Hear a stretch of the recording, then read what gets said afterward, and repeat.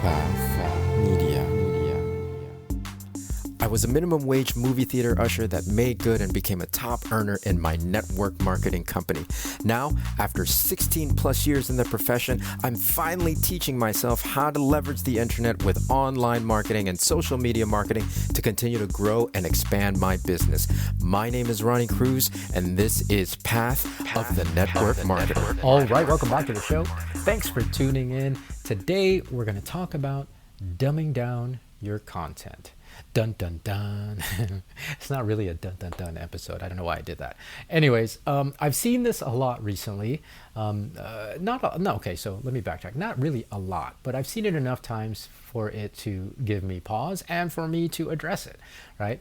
The idea, the notion that you should broaden your content and the language that you use and the ideas that you share with your content so that it opens it up to a wider audience, right? And I get it, especially in the context of short form media, reels, social media, that on the surface makes sense.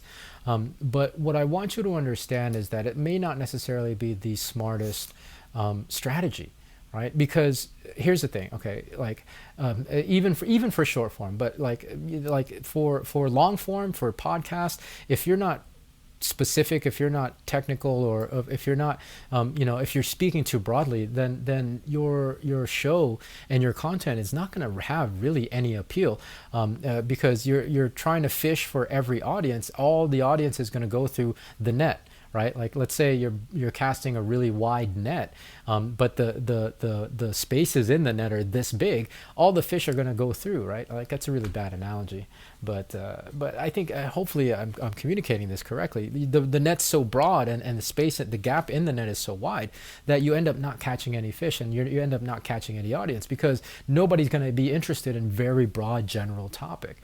And for short form, I understand why this is an idea and why this notion is getting perpetrated, because short form is about getting views and getting as many followers as you can and going viral. However, if your goal is to be more than just a content creator, and for more views and more followers, and then to hopes to get sponsorship. If your goal is to create a brand, if your goal is to promote your business, if your goal is to create a presence and an influence, then you really have to stay true to your message and your story and to be really more authentically you.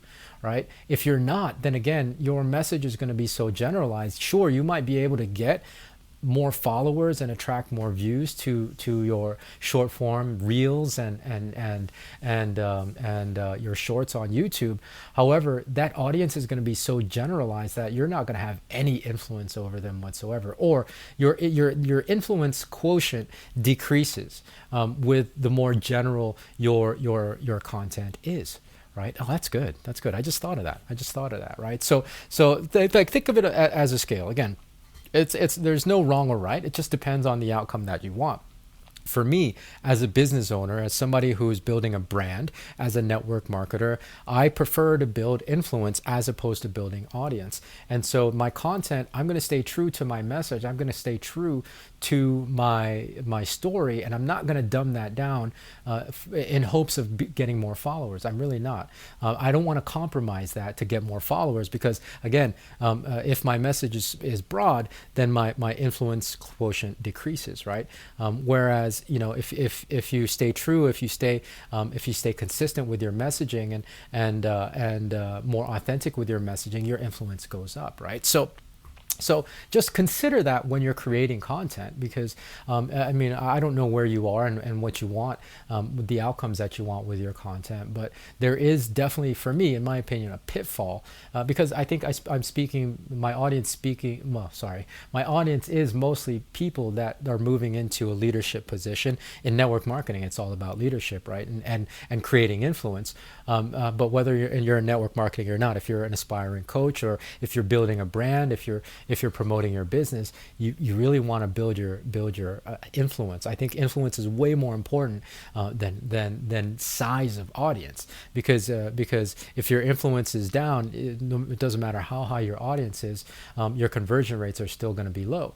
With a higher influence, you have a higher conversion rate, and you can have much more success even if your audience count is lower than not, right? Lower than other people. So it's just something to consider. And for me, I would never want to compromise my content just to get more followers. That's really what it boils down to. So consider that when you're creating your content, long form especially. Like, the last thing I want you to do is dumb down your long form content in the hopes that you're going to get more views, because then you sacrifice your influence, right? Okay, so that's it. Hopefully that makes sense. More from me tomorrow. So until then, be well, be safe. I'll see you in the next episode.